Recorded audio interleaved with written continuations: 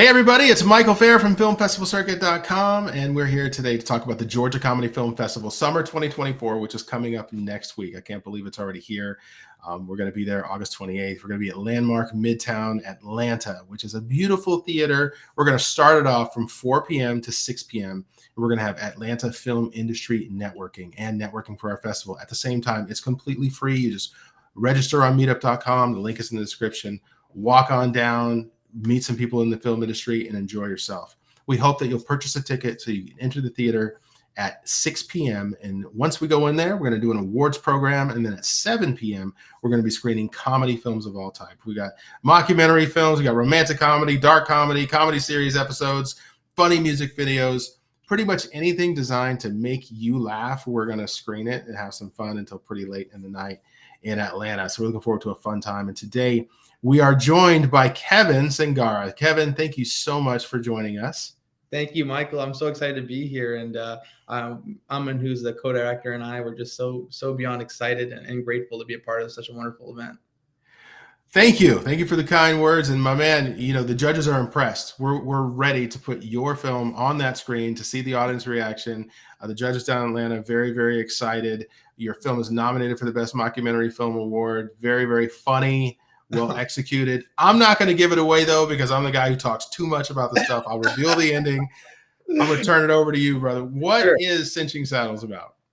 Basically, you know, Cinching Saddles is a mockumentary. It's about a gentleman named Calvinder who wants to be known as Cinch. So basically, Calvinder is a South Asian gentleman who decided one day he woke up and wanted to be a cowboy. And so he finds himself at a ranch adopting a fake Texas accent, as he's from Canada. And it's basically him going through his day-to-day, interrupting the real ranch hands at the ranch and trying to make sure his parents aren't too disappointed with his life choices. So that's basically what this is about. And I won't give away too much. I would love for everyone to go and see it and take their own kind of spin on what they think the show is about. So, yeah. Well, you know, I'm going to guess here, but I think the show is about, you know, a transformation that a lot of us go through, where sometimes we make a decision to just go for it.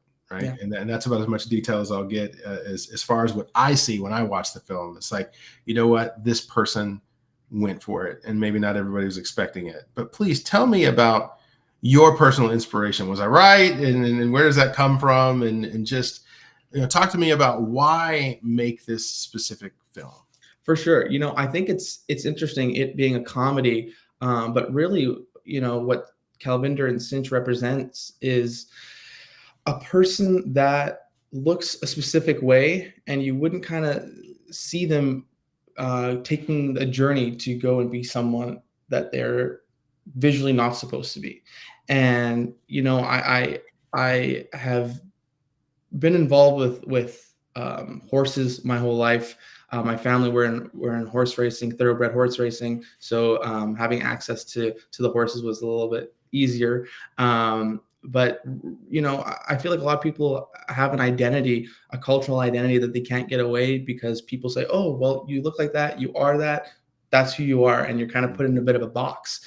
And Calvinder is just an exaggerated expression of not doing that, getting outside of the box and being who you want to be, how you want to be it. So that's basically, as much as it's a comedy, it's really, you know, it can be a lot deeper than that. All right. Well, you know, looking at the film, and thank you for being transparent about all that. But, you know, looking at the film, it looks like it was a real team effort. It looks like, you know, what I got out of the film and what I, you know, said to you earlier is it looked like everybody really cared about you. They really, really tried to make your vision. Can you talk about how just this project all came together? For sure. I would love to. You know, everyone in there that looks like me is pretty much related to me. I had my mom, my dad, and my sister involved in this project. I actually had a whole different short film I was supposed to do. It's called Bobblehead, and I live in Vancouver, Canada, and it is very cold here when I was shooting. So it started to snow, and my DP, sound, all backed out. They're like, I can't get out there. And I said, oh my gosh, well, what am I supposed to do? I have the script. I have all these actors coming in. I got craft service. So everyone bailed last minute. I'm there with a whole bunch of rental equipment that I've rented. And I have my one buddy who flew in from Toronto, Aman Pannu, co-director. And I said, you know what, man, let's not have all this go to waste. I have this idea in my head. Why don't we just get in the car, head to the ranch? And he says, really, man, I kind of want to play video games. I said, let's just go.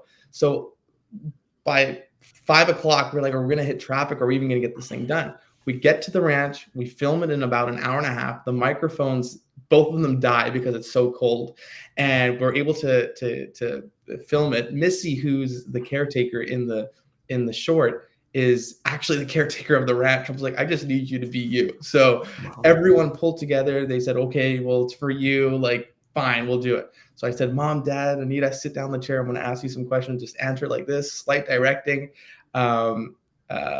And my dad's reaction is just kind of how he is. And he gets usually the biggest laughs because of his disappointment. So, yeah, it was never supposed to be this. Cinching Saddles was never supposed to be made and created if it wasn't for that snowstorm.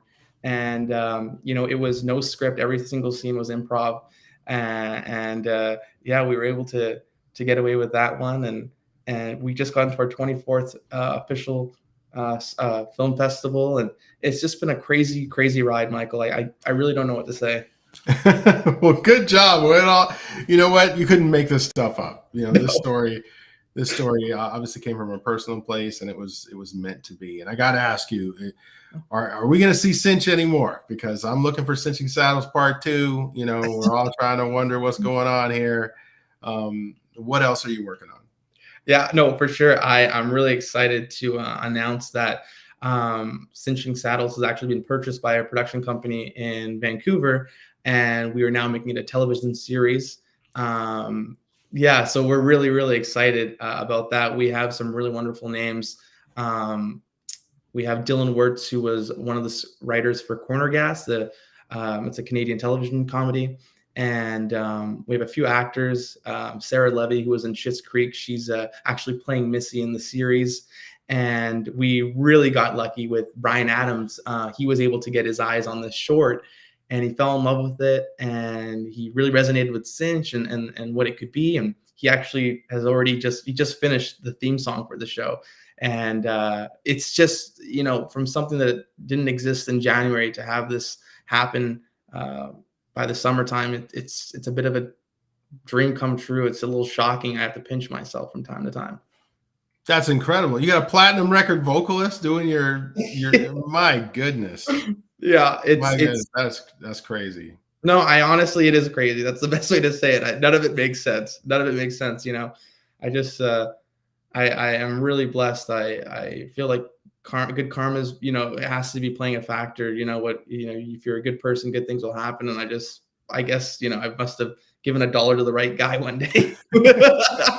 Well, I got to ask you and you can tell me as much as you can, and Sure. I understand if you can't, but is it because of the film festival run and that success? Is that how this came about, or was this totally something else? It's 100% because of the film festival success. I had a discussion. So one of the shows that they just did was on Apple TV, and they were talking to me about how it's all about de-risk for a lot of these networks and producers and people who want to join it. Like, how can we de-risk this idea? How can we de-risk? And when you bring credibility from these official film festivals and these award wins, they're like, oh, you know what? If it's already a proven concept, let's jump on that. So basically, I feel like it's kind of a nice little niche way of going about it. Come up with a great idea. If it's loved at the festivals and awarded, then there might be a good chance it might get picked up by a series. So that's hopefully, I'm able to catch lightning in a bottle twice one of these days here. But for now, I'm just.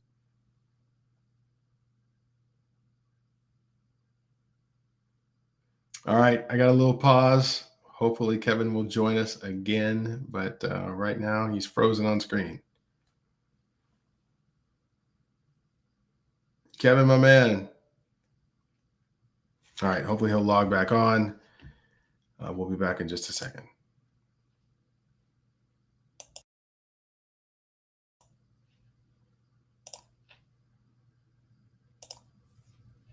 All right, we temporarily lost connection with you, but we're back, my man. We're back.